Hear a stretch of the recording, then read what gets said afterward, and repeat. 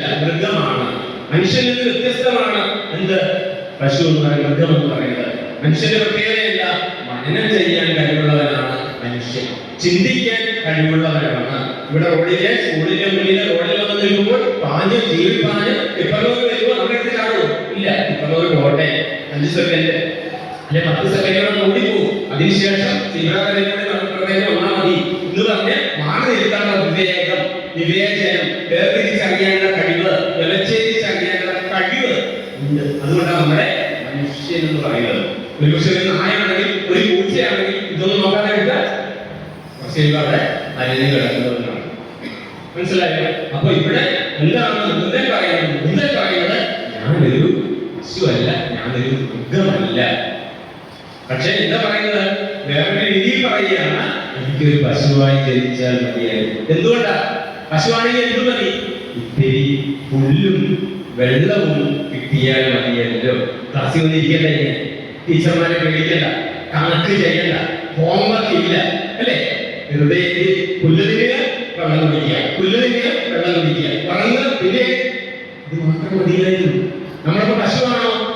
അല്ല. നമ്മൾ എന്തല്ല?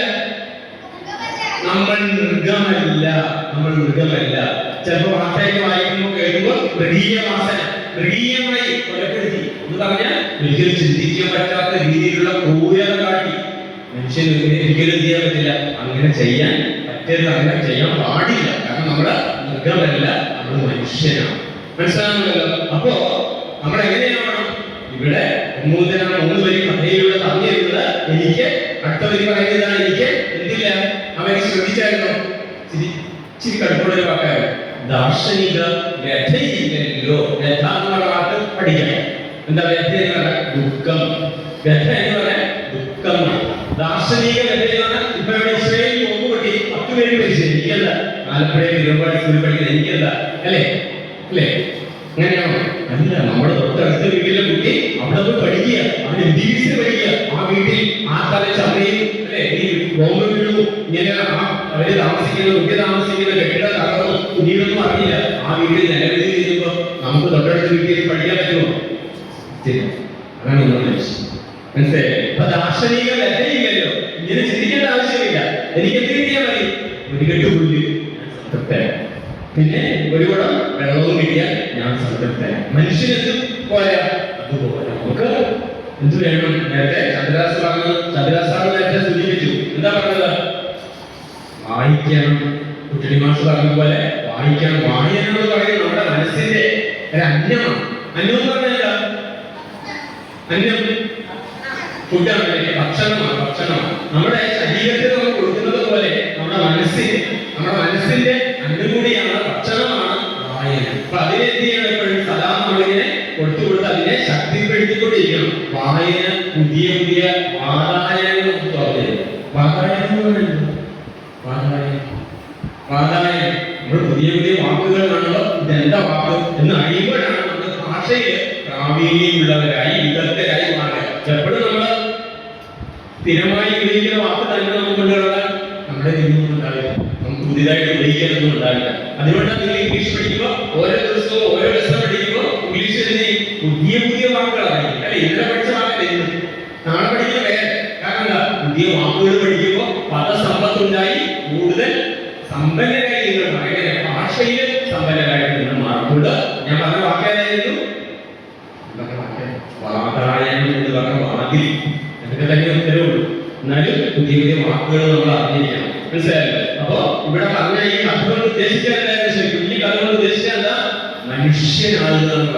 പലപ്പോഴും നമ്മുടെ നാട്ടിൽ പലരും മനുഷ്യരായി തീർന്നിട്ട് മൃഗങ്ങളെ പോലെ ജീവിക്കുന്നു, മൃഗങ്ങളെ പോലെ പെരുമാറുന്നു, മൃഗങ്ങളായി മാറുന്നു ജീവിതത്തിൽ. അവരുടെ ജീവിതത്തിൽ മൃഗങ്ങളാകുക മാത്രമല്ല, എന്ത് ചെയ്യുന്നു? മറ്റുള്ളവരെ കൂടി മൃഗങ്ങളാക്കി മാറ്റാൻ ശ്രമിക്കുന്നു. മനസ്സിലാവുമല്ലോ? അങ്ങനെ ഒരു ചൊല്ലുകയല്ല. എന്താ ഈ കവിതകളിൽ പലവിധ തത്വചിന്തകൾ കവിതകളിലുണ്ട്. മുല്ലപ്പൂമ്പൊടി ഏറ്റുകിടക്കും, മുല്ലപ്പൂമ്പൊടി ഏറ്റുകിടക്കും കല്ലിനുമുണ്ടാം ഒരു സൗരഭ്യം. സൗരഭ്യം എന്ന് പറഞ്ഞാൽ എന്താ? സ്മെൽ, ഒരു സുഗന്ധം, ഗന്ധമല്ല, ഗന്ധത്തിനപ്പുറത്ത് നല്ല ഗന്ധത്തിനെയാണ് സുഗന്ധം എന്ന് പറയുന്നത്, അല്ലെങ്കിൽ ഇത് പറയും ദുർഗന്ധം എന്ന് പറയും. അപ്പോ മുല്ലപ്പൂവിന്റെ നല്ല ഗന്ധമാണോ ചീത്ത ഗന്ധമാണോ? സുഗന്ധം അല്ലേ? മുല്ലപ്പൂ മുല്ലക്ക് തെരുവിലൂടെ നടക്കണ ആ മുല്ല തെരുവിലാണ്, മുല്ലക്ക് തെരുവിലാണ്. ഏത് ഗന്ധത്തിന്റെ കാരണമല്ല, മുല്ലപ്പൂക്കളിൽ ഇങ്ങനെ കടകൾ എവിടെ നോക്കിയാലും മുല്ലപ്പൂവിന്റെ ഗന്ധം ഉള്ളതുകൊണ്ട് തന്നെയാണ് ആ മുല്ലക്കളിൽ തെരുവിന് പേര് തന്നെ ഉണ്ടായത്. അപ്പോ എന്താണ് നമ്മുടെ ഒരു വ്യക്തിത്വത്തിന്റെ സ്വാധീനം മറ്റുള്ളവരിലുണ്ടാവും. നിങ്ങളുടെ സുഹൃത്തുക്കളുടെ സ്വാധീനം നിങ്ങളറിയാതെ നിങ്ങളിലുണ്ടാവും. നിങ്ങളുടെ സ്വാധീനം നിങ്ങളുടെ സുഹൃത്തുക്കളുണ്ടാവും. അങ്ങോട്ടും ഇങ്ങോട്ടും കൊടുത്തും വാങ്ങിയും നമ്മൾ വളരുന്നത് അങ്ങനെയാണ്. നമ്മൾ വളരുന്നത് എങ്ങനെയാണ്? കൊടുത്തും വാങ്ങിയും. ഈ പാഠപുസ്തകത്തിൽ നമ്മൾ എന്തൊക്കെ പഠിച്ചാൽ ഒരു പരിധി വരെ ഉള്ളൂ. 50% കൂടുതൽ നമ്മുടെ വിദ്യാഭ്യാസത്തിലേക്ക്, നമ്മുടെ അറിവിലേക്ക്, നമ്മുടെ ജീവിതത്തിന്റെ ആഴങ്ങളിലേക്ക് അത് എത്തുകയില്ല. ബാക്കി എങ്ങനെ എത്തുക?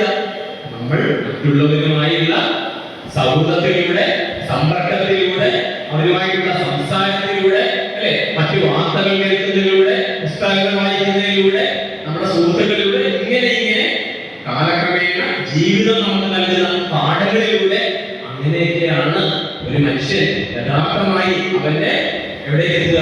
അറിവിന്റെ പരമകാഷ്ഠയിലേക്ക് എന്ന് പറഞ്ഞാൽ അങ്ങേ അറ്റത്തേക്ക് എത്തിച്ചേരുക. മനസ്സിലാണല്ലോ? നേരത്തെ സന്ധ്യാസ്വാമി സാർ പറഞ്ഞൊരു കാര്യം എന്താണെന്ന് അറിയാമോ?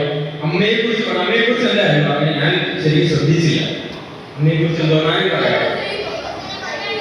അമ്മയാണ് ദൈവം എന്ന് പറഞ്ഞേ. ശരിക്കും എങ്ങനെയാണോ? അമ്മയാണോ ദൈവം? ആണല്ലേ? അമ്മയാണ് ദൈവം എന്ന് ഉറപ്പുള്ള കൈ വെക്കാം. അമ്മയാണ് ദൈവം.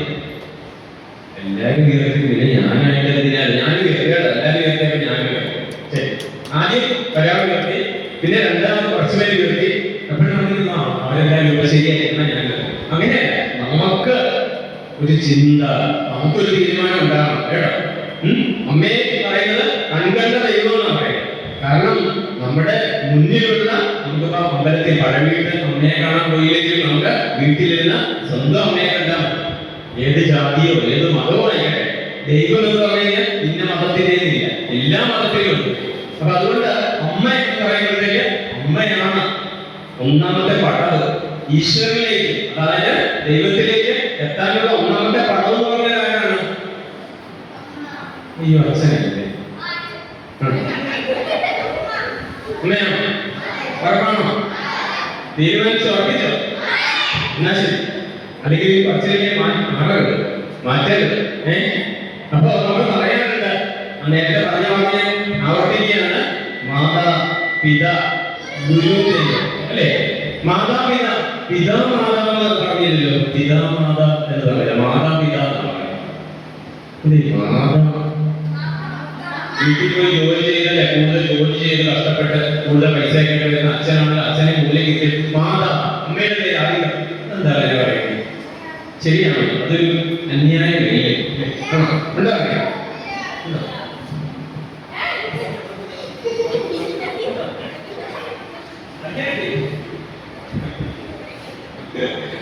അന്യായമൊന്നുമില്ല, കറക്റ്റ് ആണ്, ശരിയാണ്. ഞാനിങ്ങനെ ചോദിച്ചത് അങ്ങനെ അറിയാതെ ഒരു ഇതില് കളിയാക്കി പോയത്. അപ്പോ മാതാപിതാവ് ഒരു ദൈവം അല്ലേ? എന്തുകൊണ്ട് ഈ അമ്മയെ ഇങ്ങനെ പറയാൻ കഴിയുന്നത്? അമ്മയാണ് ഒന്നാമത്തെ പടവ്. പറയാൻ പറഞ്ഞില്ല, എല്ലാവരും പറഞ്ഞേക്കാം. എഴുതിച്ചു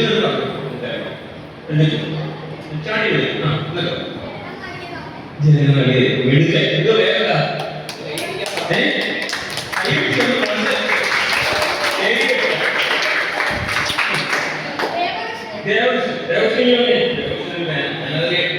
എഴുതാൻ വേണ്ടി പുറകെ വെച്ച് എഴുതിയില്ല.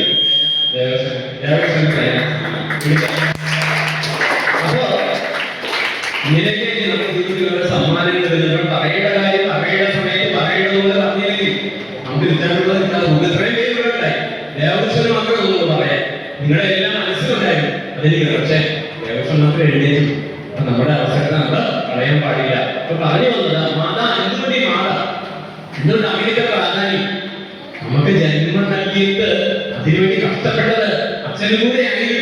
അച്ഛൻ പോയി ജോലി ചെയ്തു, അച്ഛൻ വീട്ടിലെ കാര്യം നോക്കി, ഇതെല്ലാം ശ്രമിച്ചു. പക്ഷേ 10 മാസം എന്റെ കുഞ്ഞ് എന്ന് പറഞ്ഞാൽ 10 മാസം മറ്റെല്ലാം മാറ്റി വെച്ചിട്ട്, അതിനുവേണ്ടി ജീവിതത്തിലെല്ലാം മാറ്റി വെച്ചിട്ട്, ജോലി ഉണ്ടെങ്കിൽ കുറെ നാൾ ജോലിക്ക് പോകാതെ വീട്ടിലെ കാര്യങ്ങളെല്ലാം നോക്കിയിട്ടും അങ്ങനെയൊക്കെ കഷ്ടപ്പെട്ട് നമ്മളെ ഈ ഭൂമിയിലേക്ക് കൊണ്ടുവന്ന് ജന്മം നൽകാൻ ഇത്രയും കഷ്ടപ്പെട്ട ഒരാള്